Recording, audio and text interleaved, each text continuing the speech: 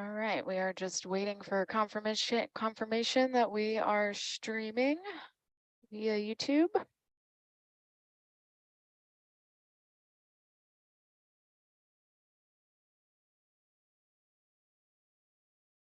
Double checking that everything is online and connected.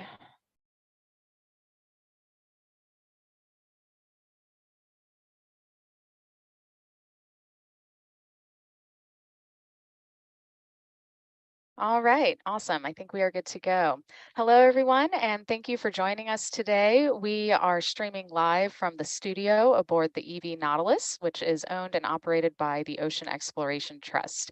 Right now, we are just a couple hundred miles off the coast of Hawaii, and we are finishing up the final days of our Mid-Pacific Mapping Southbound expedition.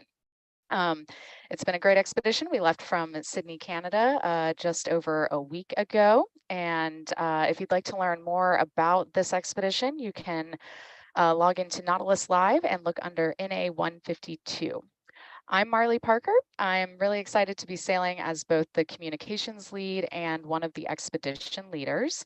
And I'm so happy to be working alongside my colleague Lynette Davis here, who is a expedition leader as well as our mapping coordinator. And we're super excited to be joined today by Laura Trethewey, who is also a Nautilus explorer, an ocean journalist, and author of the book, The Deepest Map. Laura, thank you so much for being here.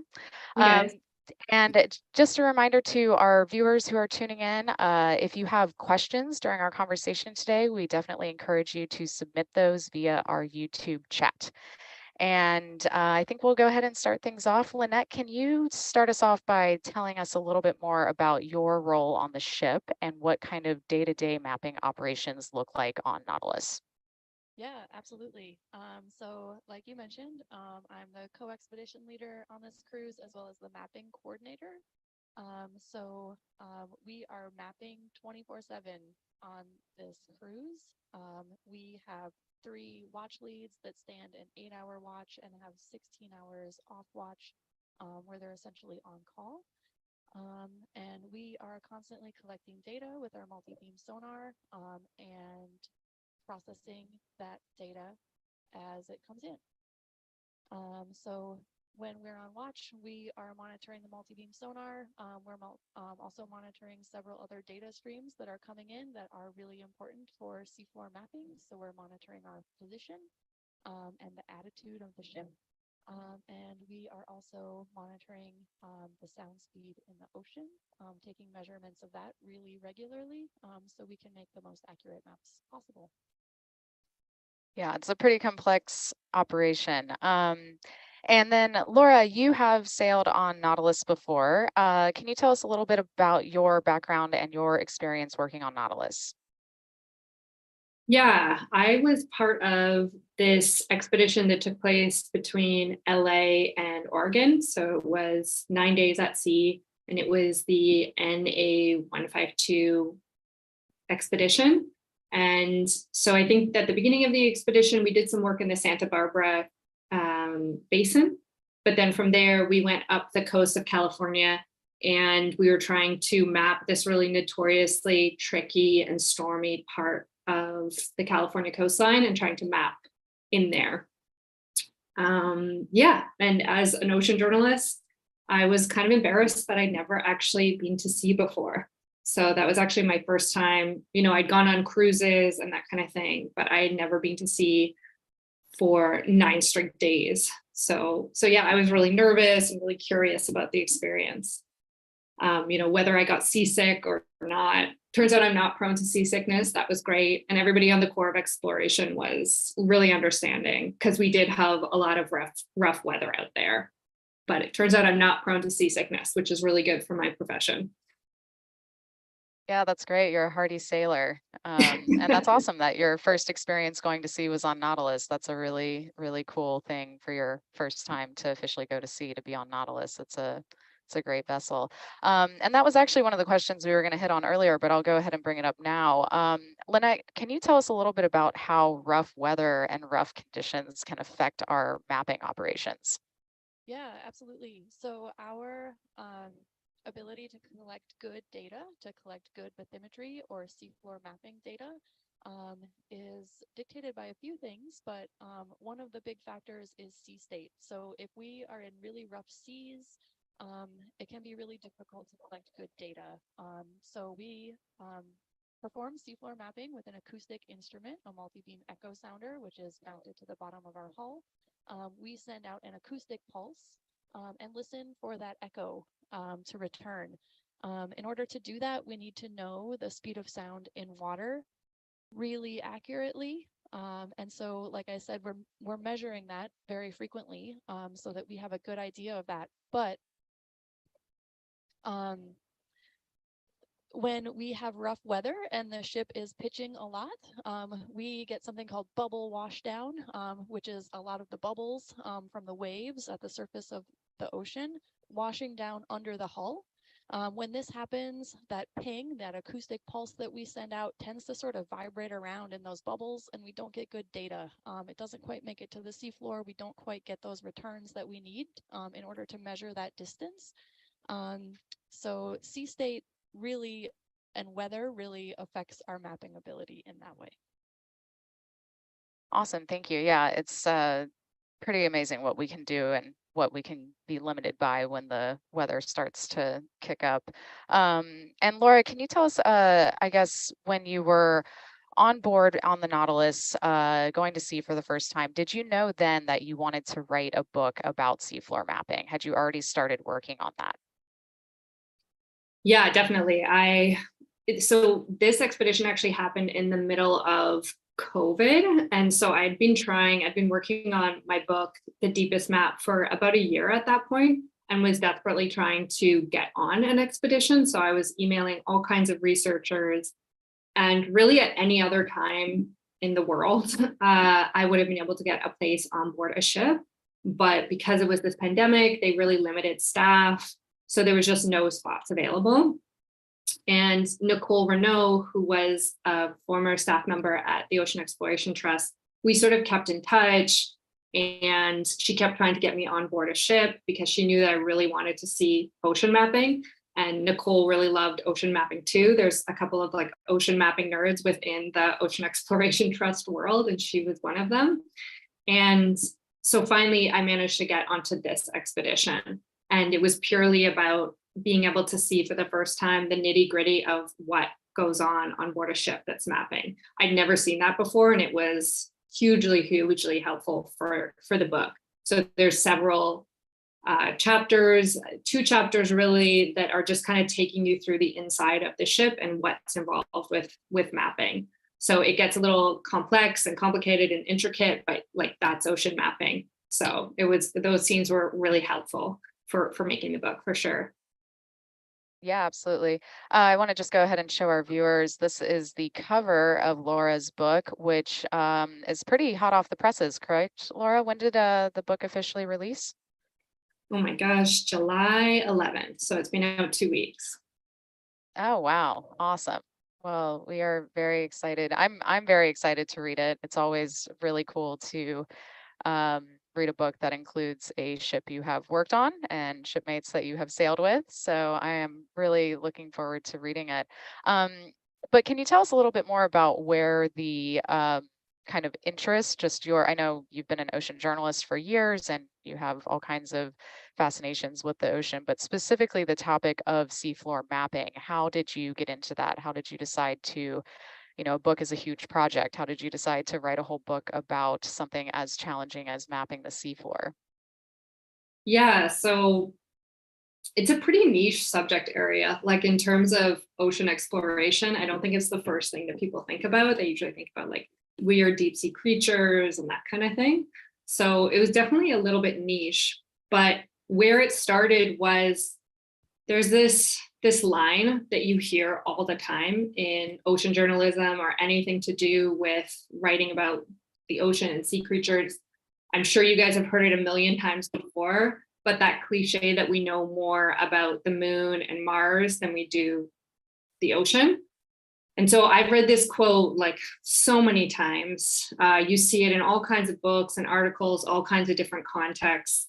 And I never like it always grabbed my attention. I was always like, why? Like, why is that? Why do we care more about these planets far, far away than we do the ocean? And, why are we pouring billions of dollars into exploring those planets that really have no kind of impact on our day-to-day life? And meanwhile, we're, putting a fraction of that money into exploring the ocean, which has a huge impact on society. And then it's not just about money either. It's about like popularity too.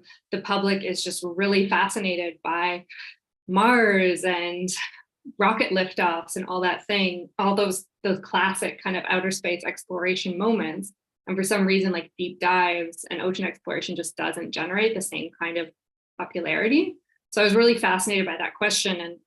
And when I talk to marine scientists all the time, they are like beating their heads against the wall trying to figure out the same thing. Like, why do people not care about the ocean as much as they do outer space?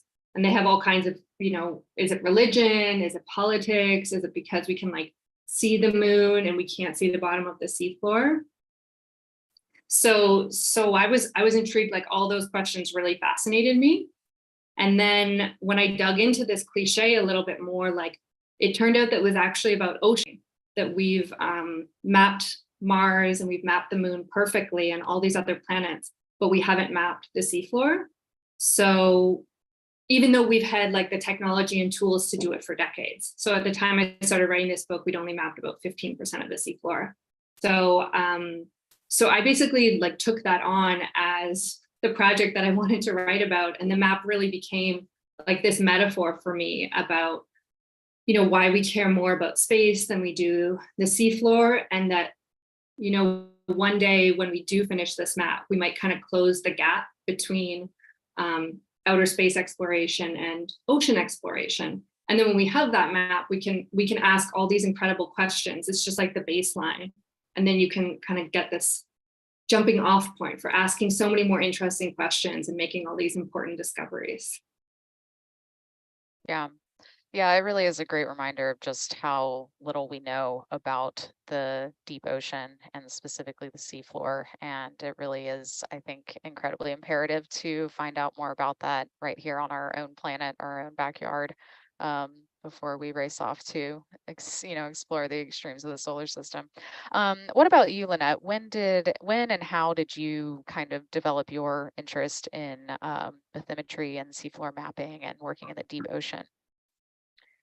Yeah, it was kind of a perfect combination of factors for me when I discovered that seafloor mapping was a thing. I like immediately got really excited about it, and I think exploration is a really common theme here. So I had been thinking about going to grad school, but I wasn't quite sure what. I know I wanted to do something science, technology related, and I had all these interests. I had interest in map making. I had previously worked as a deckhand on tall ships, and I loved going to sea. And when I was thinking about going to grad school, I kind of asked myself the classic question, if I could do anything in the world, what would it be? And I was like, I want to be an explorer. Nowadays, if you want to be an explorer, kind of your options are space or the deep ocean. And because I had this experience going to sea and I loved going to sea, I picked the deep ocean. And around the same time, I stumbled upon an article about satellite altimetry and using that technology to map the seafloor. And it was just really kind of a jumping off point for me. And it was really exciting to sort of learn more about that world. And I found a graduate school program at the University of New Hampshire. They have a department, the Center for Coastal and Ocean Mapping. So I ended up going there for seafloor mapping. And that's kind of how it all started. And when did you sail on Nautilus for the first time? I sailed on Nautilus for the first time as a graduate student at the University of New Hampshire in 2019.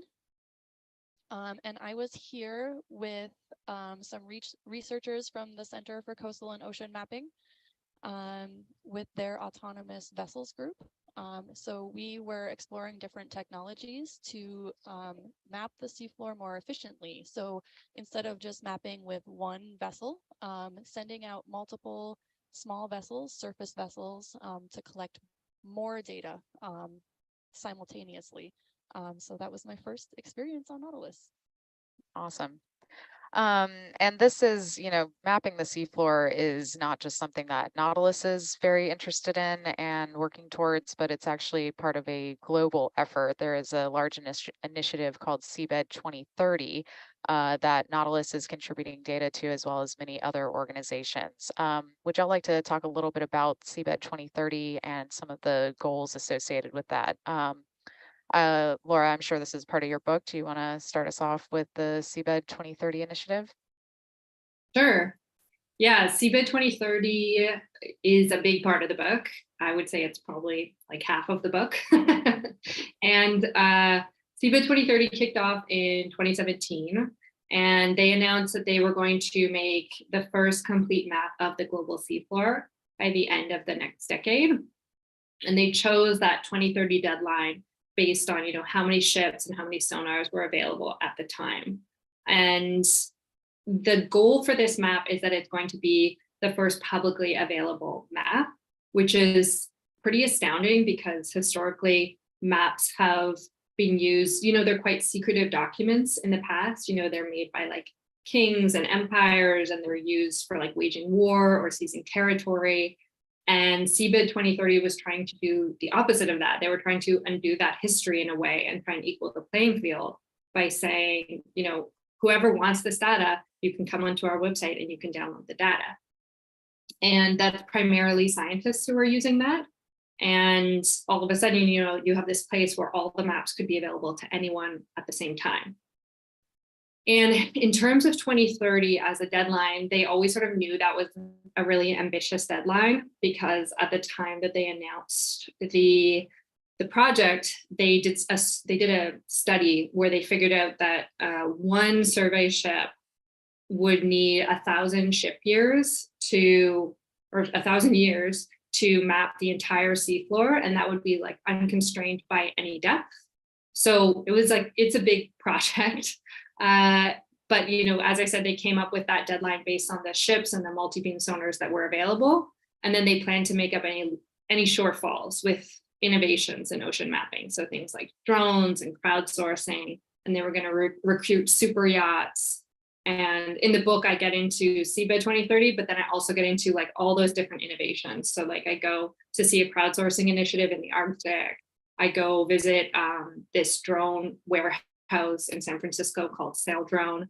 And yeah, it sort of remains to be seen whether we will make that 2030 deadline or not. Yeah, it's a lot of data that need to be gathered between now and then, and Yep. 2030 is going to be here before we know it. Lynette, do you want to add a little bit to that? I think Laura covered that pretty well, but Yeah, I think it was covered pretty well. The data that we collect on Nautilus, we contribute to the Seabed 2030 project. So all of our data, like you mentioned, is publicly available.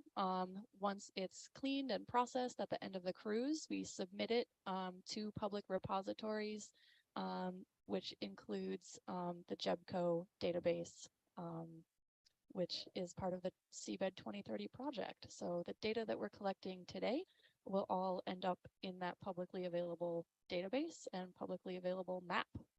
yeah. And I just want to show for some of the viewers who may not have seen bathymetry or, see the visuals of what this stuff looks like. Here is just one example. This is, I believe, one of Lynette's favorite features that we mapped during this expedition. Is that correct?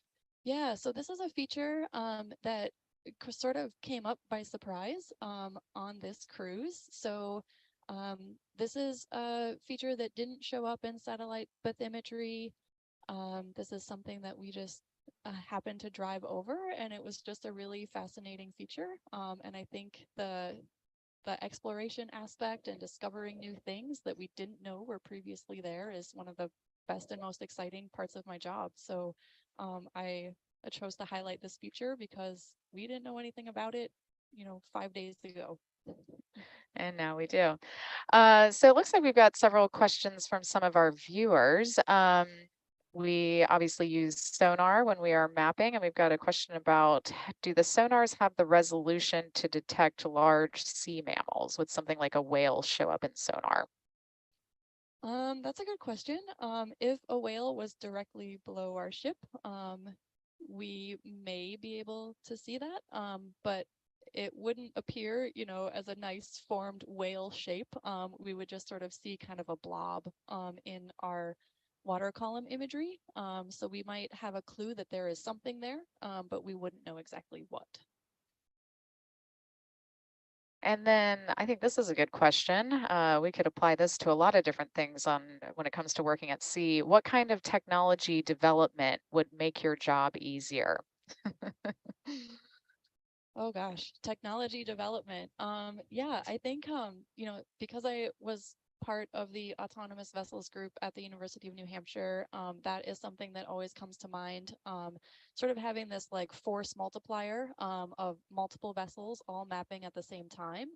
And being able to do that, somewhat autonomously, where we can plan a track line for them and they can run that track line, collect data for us, and then bring that data back to us at the end of the day. I think certainly for big ambitious efforts like Seabed 2030, that is like a big goal for us to be able to collect more data more efficiently.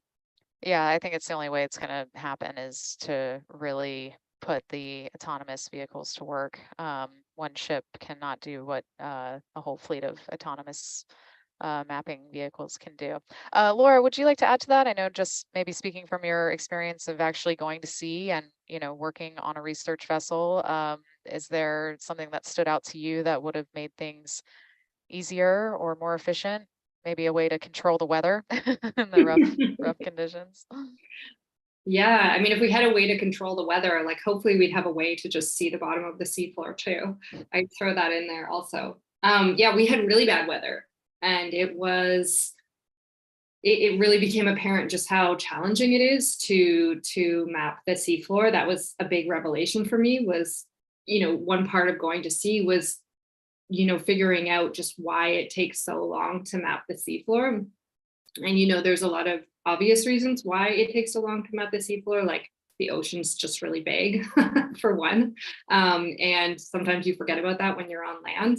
And it's also really deep. But then the fact that it's such a challenging work environment, it's so hostile to people. Basically, people are not supposed to be out there. So it's really hard to work in. There's wind and there's waves, and salt water is sort of corroding all your equipment all the time and breaking down gear and like testing people's patience, and all those things are going on. And so I got to see all that on our trip. At one point, the ocean mapper that I was with, Erin Heffron, she actually just shut down the sonar because we were collecting such bad data.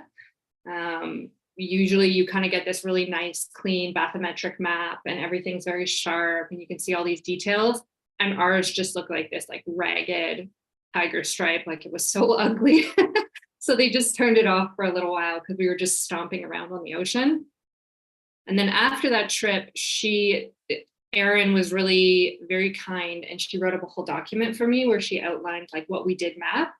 And 9 days we were away, and I think we mapped about 4,000 square kilometers, which is, I think, about the size of Rhode Island. And apparently that's not very much for how long we were out, especially when you take into consideration things like Seabed 2030 and how fast we need to be going. It was really not going fast enough. And then within that 4,000 square kilometers, about 430 square kilometers was actually unmapped. So a lot of it was already mapped before. So that really brought home the challenges for how much further we had to go. We were out there for 9 days and like it was still very tough to get good maps and to get a lot of maps. Yeah, that is the challenge with every ocean expedition. You are at the mercy of the elements, and it's very humbling to be out in rough conditions and still trying to collect good data. Just again, for our viewers who may not have seen what these things look like, Lynette, can you tell us a little bit about what we're looking at? This is what we see typically day to day during mapping operations. Yeah, absolutely. So on the screen right now is our data acquisition software for the multi-beam echo sounder. So when we are mapping, like we are doing right now, this is one of the screens that the mapping watchstanders are monitoring. So the big screen kind of front and center gives you an overview of what you have mapped so far. So this is showing kind of a seamount, and down below that image, we have this big triangle shape that is the water column data. So at the peak of the triangle, you can imagine that that's where the ship is at the surface of the ocean. We send out this big sort of fan-shaped swath of sound, so that we're mapping not just below the ship, but often thousands of meters to port and thousands of meters to starboard as well. So we end up getting this big triangle shaped bit of data from the water column. So everything between the surface of the ocean and the seafloor, that is our water column data. And then you can see at the bottom of that, there is sort of a dark purple line. That is where the seafloor is. So that is our seafloor data. And that is what we're using to create these maps. Awesome, thank you. And it looks like we've got a few more viewer questions. Another question about manned versus unmanned vessels that are used in mapping. And we've had actually a couple different vehicles aboard Nautilus that are autonomous based, and we are Nautilus and many other ocean exploration organizations are actively engaged in refining and developing the technology of autonomous vehicles. Again, Laura, have not had a moment to actually read your book yet, but when I do you talk much about autonomous vehicles and autonomous mapping capabilities? Yeah, so I think the book should actually be on the Nautilus. So it's waiting for you. Oh, do we have a copy? Okay. It should be Awesome. there. Okay, great. I'm really excited to read it. But check it out. I think it's in the library. And yeah, in terms of autonomous mapping vehicles, I guess they call them AUVs, autonomous underwater vehicles usually. I did go to this one drone factory in Alameda called Saildrone, and they are one of the leaders who are pushing forward this whole world of autonomous mapping. And yeah, I totally agree with you guys that it seems like autonomous mapping is probably the only way that Seabed 2030 is going to get done in time. That's definitely what the CEO of Saildrone told me and thought as well. But there was a part of me, and this is maybe a question I might turn around back on Lynette, was there was a part of me that felt a little bit sad about ocean mapping drones. I guess because I'm just such a romantic about ocean expeditions. I really like the idea of like people going out into this hostile environment. So there was a part of me that was sort of sad to see drones taking the place of humans, because I was like, that's such an awesome job, you know, why would we give that up to robots? And the reason that drones make so much sense is, you know, we might actually finish this map on time, for one. Another is that drones are way more cost efficient. They're more environmentally friendly. They don't use as much diesel. And that makes them more accessible to developing countries that tend to have the worst maps and also tend to be the ones that are most impacted by having bad maps. So a drone could really help out in that area. But I still had this feeling that I was like sad to give up this job. So I remember asking some different ocean mappers, like Larry Mayer, who's I think the director of CCOM, where you went to school in it. I remember asking him, you know, like, are you sad about giving up this job of, you know, ocean mapping, and, you know, like the next generation of mappers might not be out there mapping? And he was just like 100% like, no, I'm not worried about that at all. He had been on enough expeditions through the Northwest Passage to really like last a lifetime. And he just, you know, wanted the map to be done already. And he was like, we just need to get this map done. so that we can ask so many more important questions. And right now, just like going back and forth and taking so much time to make the map is like what the hurdle that we need to get past, and we need to move to the next stage. Yeah. So Well, Lynette, it's are certainly you easy worried about for, that? I was going to ask Lynette, are you worried about like drones taking your job at all? Like I've never spoken to too many people about this, just Larry and a couple people at CCOM. Yeah, that's a good question. I think Larry is sort of a geologist at heart. And so it doesn't surprise me that he's like, let's just get the map done, let's have the data. But yeah, I think like for me, I'm kind of a seafarer at heart, and I love going to sea and collecting data. So yeah, it does make me a little sad to think that maybe we won't be doing this, too far in the future, and that we'll have, autonomous vessels doing it instead. But I don't know. I also think that, these autonomous vessels are still very much in development. There's still, people going to sea with them, deploying them from ships as part of their research and development phase. So I don't know. I think we're still going to be going to sea for a while yet. yeah.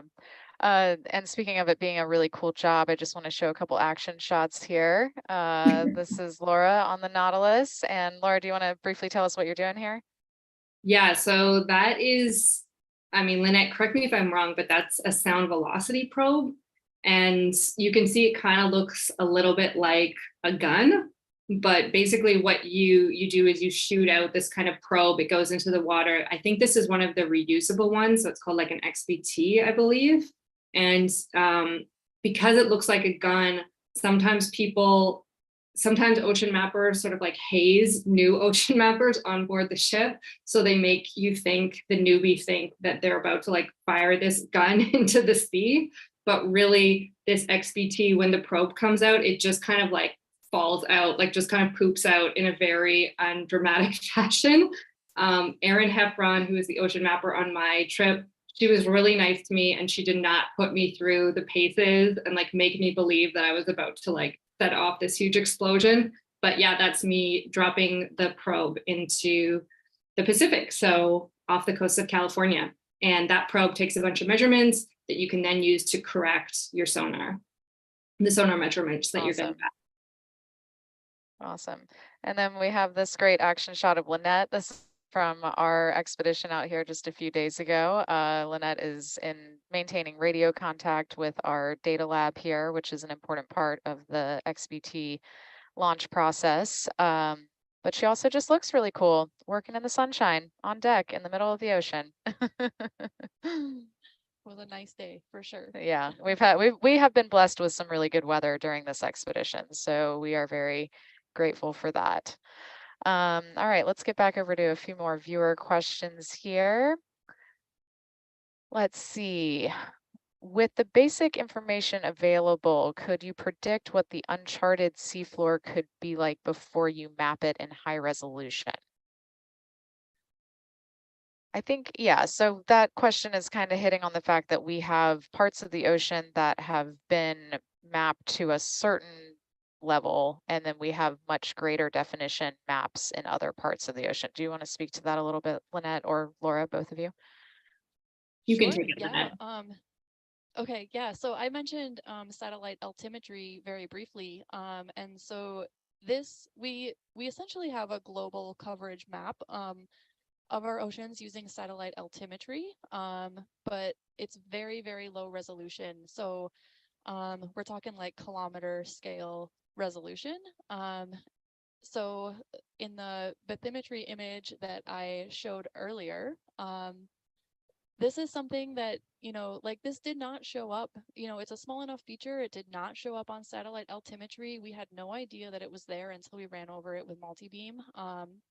We're in depths of about 5,500 meters right now. We're mapping to a resolution of about 100 meters. So much, much better than we can get with satellite altimetry at the kilometer scale. So it gives us, satellite altimetry, the current, data that we have for the global ocean. It gives us some idea, but it's not always correct. Sometimes it shows features that are not actually there. Sometimes it doesn't show features that are actually there. Awesome. And let's see. Do seismographic survey vessels for oil exploration share data with Seabed 2030? That's a good question about whether or not different types of vessels, because we do have several vessels that are doing not just research, but are doing surveys for industry. Do you cover that at all in your book, Laura? Yeah, the short answer to that is yes, that there are ships. I forget exactly what the name of one of the oil and gas survey ships is called. I think it's like PGE or something like that, like petroleum, whatnot. If you go into the Seabed 2030 map, you can actually click around and you can see where some of the data comes from. And yeah, like seismic sounding by oil and gas operations, they're definitely contributing data. Not all of them are contributing data, but some companies have agreed to put that data in. There's a couple of other companies that are involved, like Fugro does, I think, various infrastructure kind of surveys for different companies all over the world. And they have agreed to share all their transit data. So when they're going from project to project around the world, they'll leave their sonars on, and that data will end up in the Seabed 2030 map. So if you go to Seabed 2030's website, there's a little link, and you can follow that link and you can see where all the data is coming in. And I'm on Seabed 2030's mailing list, and I think like every other week they're announcing a new partnership. So really kind of a motley crew of people who are sending in data all the time. Comes from all over. Cruise ships are in there also. I think like Norwegian Cruise Lines, I forget which one, is also contributing data. So yeah, there's a lot of different operators there. Yeah, that's great. And that actually leads into another viewer question we have here about how this giant goal of mapping the entire seafloor gets divided up between various teams and various organizations. And I think, in line with what you were just saying, much of this is kind of opportunistic. We have all types of vessels going, all different routes across the ocean. So whenever a vessel is going somewhere and has mapping capabilities, they are usually mapping, even if that area has been mapped before, just to get more, as much data as possible. But would either of you like to speak more to the teamwork and the coordination and the data sharing that's required to make this really, really huge goal actually a reality? Yeah. So, like you mentioned, Seabed 2030 is pulling data from all different sources, from research vessels, cruise ships, cargo ships, pretty much anyone who will agree to operate a sonar on their vessel when they're transiting the ocean. You know, Seabed 2030 is happy to take that data, as much data as possible. There's also some initiative for crowdsourcing bathymetry, and I don't know if you talk about that, Laura, at all in your book, but even just on, private vessels that are cruising out in the ocean, collecting bathymetry data as well. Yeah, I do get into that a little bit in the book. There's a couple of important crowdsourcing initiatives that are happening. And where they tend to be particularly helpful is in really remote areas of the ocean. So I think like Pacific Islands tend to not have the greatest maps. So that's where a place like crowdsourcing can really come in handy. And I know that Seabed 2030, I'm glad you brought this up, because they have this one part of this initiative is that they have these really cheap data loggers. I think they're like $100 or something like that. And they're shipping them out to mainly Pacific Island nations. And those data loggers get put onto a fisherman's boat. They get put onto, somebody who works for the Coast Guard. And then that person is just kind of going around doing their regular daily tasks. And then opportunistically, we're gathering data. And that data doesn't have to be really multi-beam quality. It doesn't have to be the same quality as the maps that Nautilus is making with their really high-end multi-beam. You can also get a lot of information about the seafloor just with these really simple data loggers. And they just record, like, I guess it's like XYZ coordinates, which are like time, date, location, I think, or time. I forget exactly what all the coordinates are, but like those three coordinates are like enough to make that really basic bathymetric map that we want for Seabed 2030. So anyone can contribute. That's great. Yeah. And we, what you just mentioned about some of the more remote places across the planet, especially kind of some of the really small remote Pacific islands, you know, just don't have high resolution maps like other more frequently traveled areas. And we have a question from a viewer to ask, are there areas that are bigger priorities for mapping? And, you know, we have some places like right around Hawaii that have been mapped quite extensively, but there are still gaps even in places that are, you know, frequently traversed by ships. So do y'all know off the top of your head where some of the most high priority mapping areas are across the ocean? Well, I would say kind of yeah, anywhere I would where, say, yeah, sorry, go for it, oh, Lynette. please go ahead. Yeah, I was gonna say like any of the places where ships are coming in regularly. So ports and harbors tend to be really well mapped. I think the port of Boston, I think it's mapped like every month. I think the port of London is mapped like day to day. Rotterdam in the Netherlands, which is like the second biggest seaport in Europe, I believe, that's also mapped continuously because the river is always changing. So places like that have full hydrographic teams who are mapping constantly and keeping track of those places. But then you get other parts of the world that have like never been mapped, like a ship has never gone there. And then you get closer to where people live and coastlines live, and those places are mapped really extensively.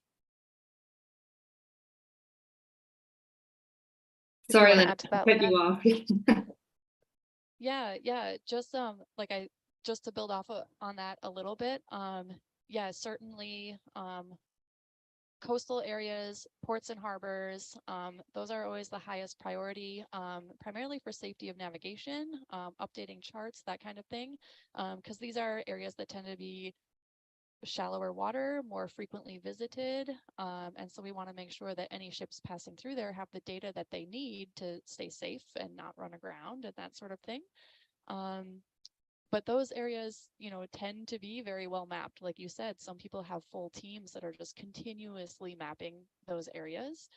Once we get into the deep ocean priority areas, so certainly for the U.S., the U.S. EEZ, the exclusive economic zone, which is 200 nautical miles out from our coasts, those are areas that we as a nation and most nations have identified as priority areas for mapping.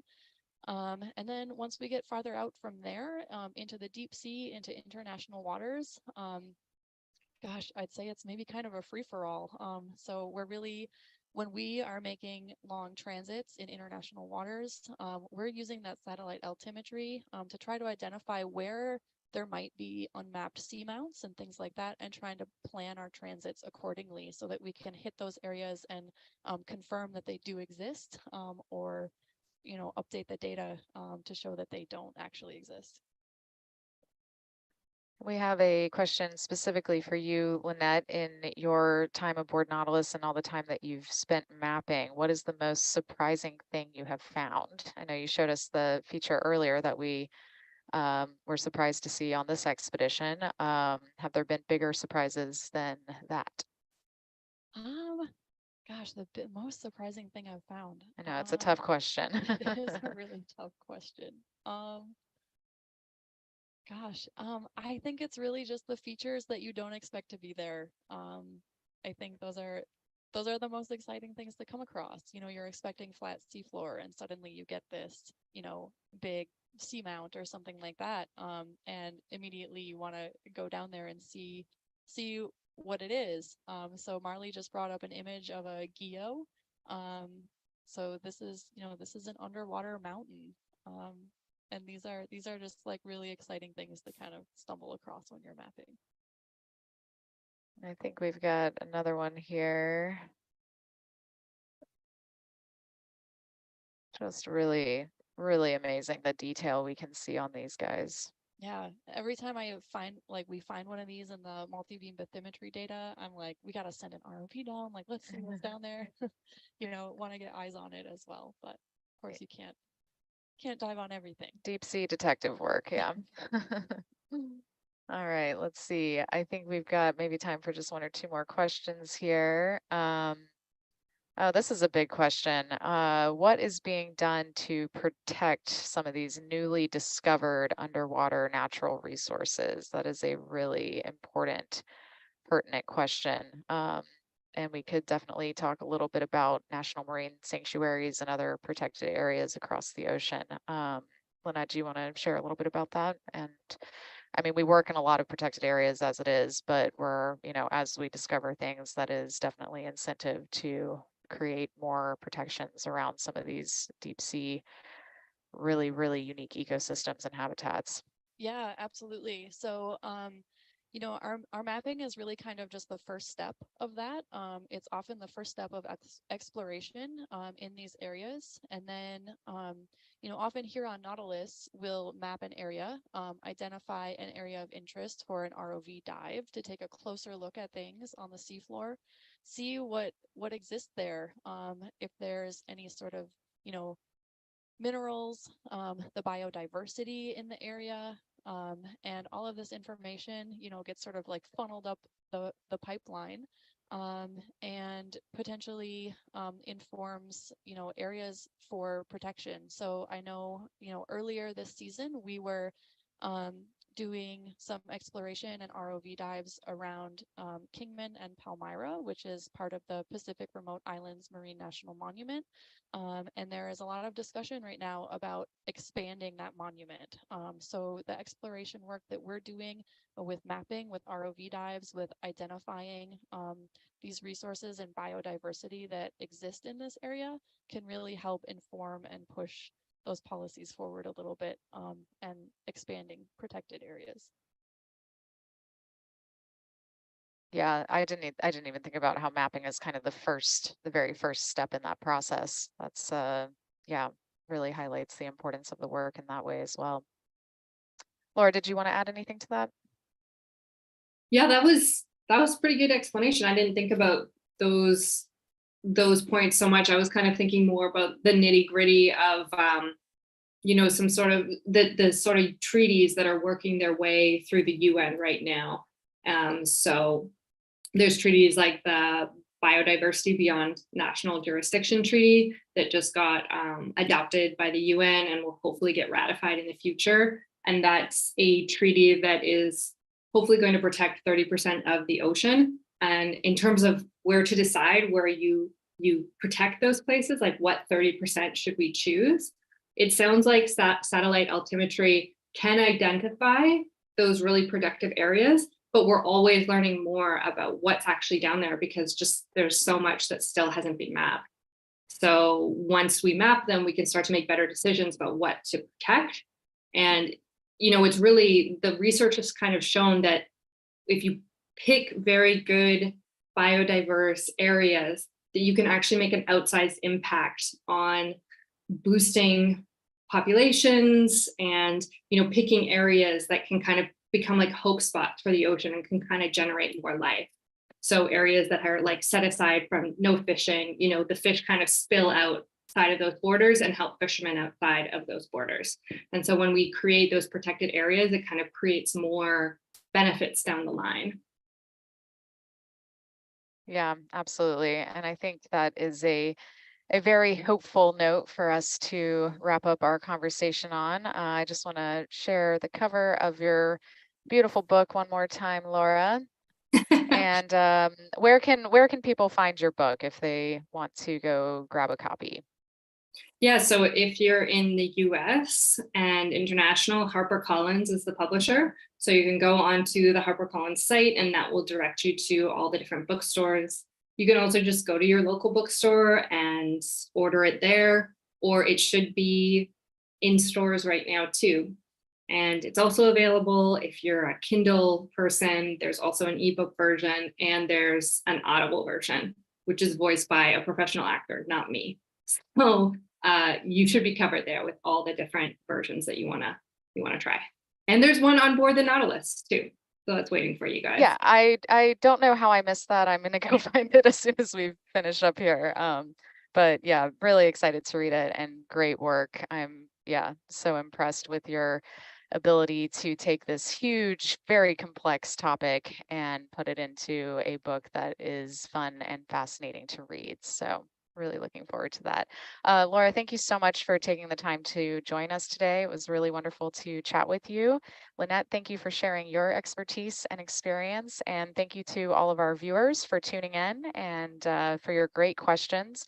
If anyone joined late, or if you want to go back and rewatch this recording or share it with other people who might be interested, this entire recording is available on the Nautilus Live YouTube channel. Feel free to share the link widely. And thank you both again for being here. And if anyone wants to learn more about Nautilus mapping, we have a ton of information on the Nautilus Live website at nautiluslive.org. Thank you both again. Thank you. Thank Yeah. you.